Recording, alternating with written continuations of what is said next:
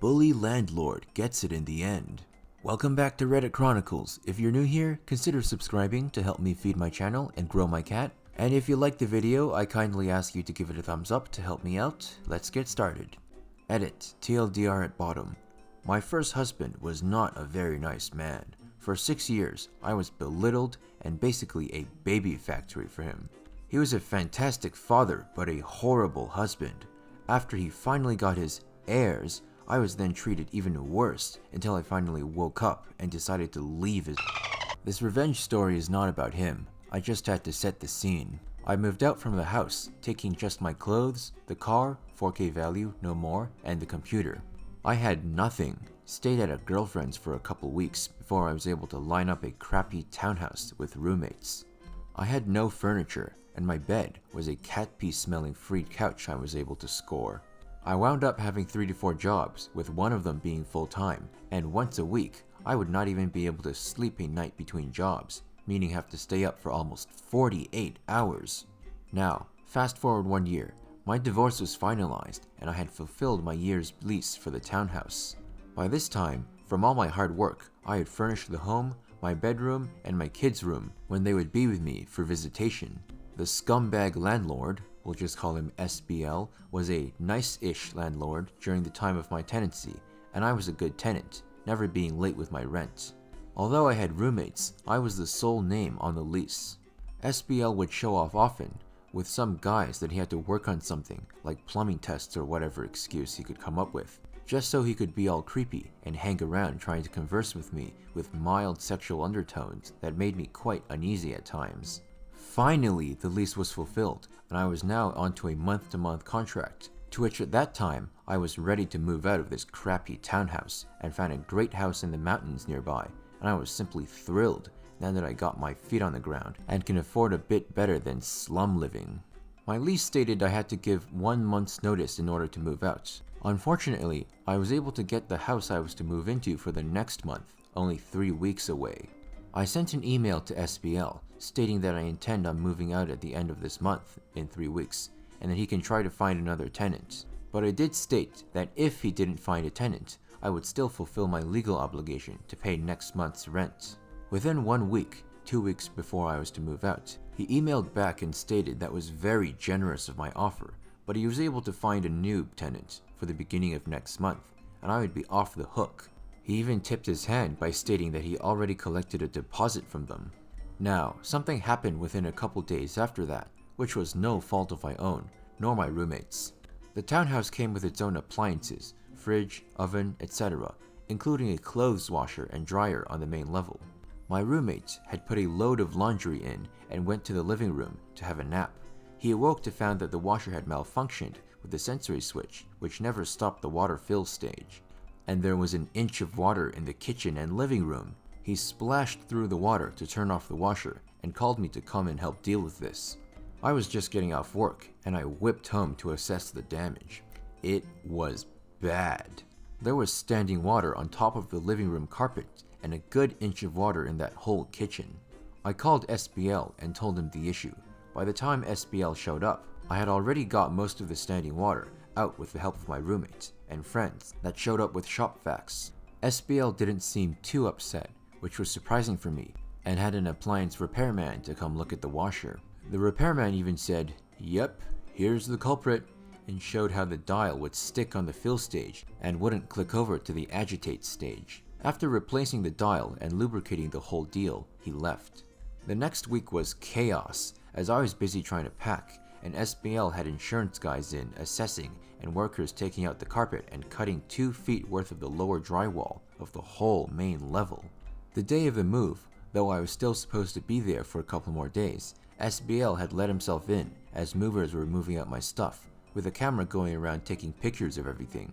I honestly thought that it was for his insurance claims, etc. I actually felt bad for SBL, I'm too nice, and told him that I would not ask for any of my deposit back. And he responded in front of the loading crew and my roommate, "Thank you, that's very generous of you." We parted ways, and I thought that was that. I was wrong. 2 weeks into my new home location, SBL showed up on my doorstep with a summons to appear in arbitration because he was suing me. What? On what grounds? He stated it's all in this paperwork and handed me a manila envelope with 18 pages of everything he was charging me with, all including photos. Now I know why he was going around taking pics. Nickel and diming me on everything from a bent ventilation blind that was like that when I moved in, and some scuffs on walls, etc, etc. But then he also wanted me to pay his insurance deductible and that following month's rent.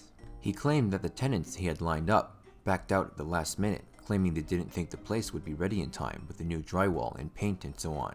So he still wanted me to pay that month's rent. Really? This shit. I knew I was more than generous of giving him my whole deposit, and then for him to come back and sue me for thousands? He was not only claiming the damages caused by the flood, but improvements he needed to do that should never be or have been my responsibility in the first place. Even cracks in the living room wall that was from the building setting. How should I be responsible for that? Even new lighting, faucets, etc. All mainly on the accusation that I was negligent. I wasn't gonna have that.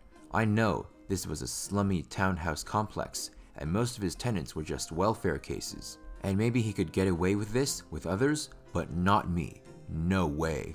I had just got out of a marriage that made me feel insignificant and had horrible self-esteem, but now I had my dignity and felt strong for the first time in a long time. No way was I going to let any more happen to me without my doing something about it. I had 10 days before the start of my arbitration meeting. I immediately got to work. First, getting a signed deposition from the very repairman that showed that day, stating that the appliance was quite in need of maintenance work, and that the last time he had done any maintenance for him was almost 5 years ago. From thoroughly reviewing my rental contract and local laws, SBL is obligated to have all appliances maintained/serviced every year. I also talked to some of the other tenants and heard that this wasn't the first time SBL had sued tenants after the fact. I hunted them down and got sworn statements from them also. Unfortunately for them, they didn't know what to do and mostly didn't show up at arbitration, hence SBL winning by default. No way was I going to let him do this to me. I then drew up a rebuttal to each and every claim he had, including photos from the year plus that I had lived there, printed out all my email correspondence, and even convinced my ex-roommate and one of the movers that heard my interaction with SBL about him stating how generous it was of me letting him keep my whole deposit, which was a significant amount, to come. In case it wasn't clear, she convinced her ex-roommate and one of the movers to come to the arbitration. Day of arbitration, I dressed up in my power suit and with my ex-roommate and worker in tow, showed up at the meeting. Now, in Canada, arbitration is not held in a courtroom per se, but it's still held at the courthouse, in a conference room with a judge. We had 1 hour with this judge. Since SBL was the plaintiff, he got to go first with his case. He spent over 40 minutes going over everything, and I sat quietly until he finished. Once he finished, I then hauled out the rebuttal in multiple copies, handed to the judge, to SBL, and anyone else that wished to have one, and I quickly went over each point. SBL was irate and interrupted almost every second sentence I spoke. I would pause the moment he would start talking and say sweetly, "I was quiet and polite during your time to present your case. I hope you grant me the same respect." SBL started to get red in the face, especially when I got to the deposition of the maintenance worker for the appliance. I included with that the Tenancy/Landlord Act sections pertaining to appliance maintenance and stated that this was the only record of maintenance that had occurred, and unless he can come up with more recent records from perhaps another company, it was over 5 years since anything had been looked at. With my defense, I had also then countered that I would like my deposit back and my day's pay from work, since I had to take that day off to go to this meeting. The judge then made his statement, and I will always remember this for the rest of my life. He stated that first, he was very impressed of my presentation and that I obviously have a good handle on things and can tell that my nature is of kindness and respect, especially with photos of how I had the townhouse furnished and clean and took pride in whatever home I would live in. Bottom line, not only did I win the case, I wound up having SBL owing me over 80% of my deposit back, including interest. SBL's face was priceless. The judge then proceeded to tell SPL that they will be reviewing again all of his personal filings, and if there was enough evidence of harassment, he would be reported to the Board of Landlords and Tenants. I don't really know if anything came out of that. Now, I walked away that day feeling on top of the world, completely justified, and he got a taste of his own medicine. But I didn't stop there. Oh no. Knowing that this guy has a history of suing tenants, I printed up my final results and judge's signature and gave a copy to each and every tenant in that complex. I wanted to warn everyone of his practices and to keep notes, photos, etc. so that he couldn't do that to them. But I didn't stop there. He still now owed me money. Haha. And I asked repeatedly for the payment. He never responded. He had until a certain day to pay me back my deposit, and on that day, I had gone to his house. I looked up his residence under public records as he is a landlord and had to file under a certain address, and knocked on the door.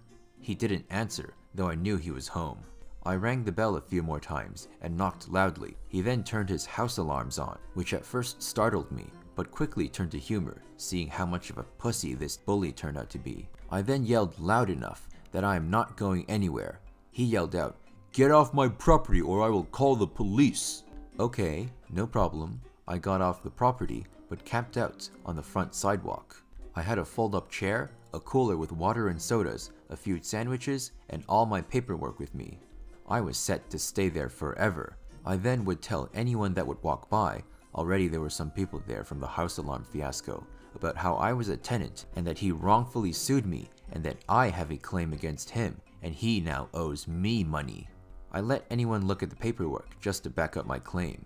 The police did show up. They first went to talk to SPL, and he was claiming that I was harassing him, slandering him, and wouldn't leave his property. I was on public property, sidewalk, and it isn't slander if it's true, of which I had all my court-signed paperwork to back me up. I wasn't disturbing the peace. I was simply and quietly seated outside his home and just talking to neighbors about his actions. He was out yelling that I need to leave, and I quietly stated that I would be happy to leave once I am paid what he was legally obligated to do so by that date. I was not going to leave before I got money in my hand, and I was more than willing to stay there and tell anyone that would listen to me why I was camped out. The police stated I wasn't doing anything wrong, that it's public property, I wasn't disturbing the peace, and it isn't slander if it's true. Finally, after an hour of SPL yelling on his front lawn at the policeman, and at me, of course, did his wife come out with the money. She handed the money to the police, of which in turn handed the money to me, and signed off documenting final payment was complete. I sweetly smiled, thanked the police deeply, and went home. I have no idea whatever happened to SPL, and if he's still pulling shit like this on others, but I hope that I put the fear of God in him, and that he just can't screw with people because eventually it will come and bite him in the Sometimes, nice guys or girls finish last, but with patience, they finish with a win. TLDR, friendly creepy slumlord could have walked away with my money, but instead he pushed too far with the wrong person and wound up owing and being owned instead. Edit. Thanks everyone for the awards and upvotes. This is my first real post in something like this. I cannot believe how this is blowing up. Warm fuzzies to all of you. Looks to me like another story of justice being served.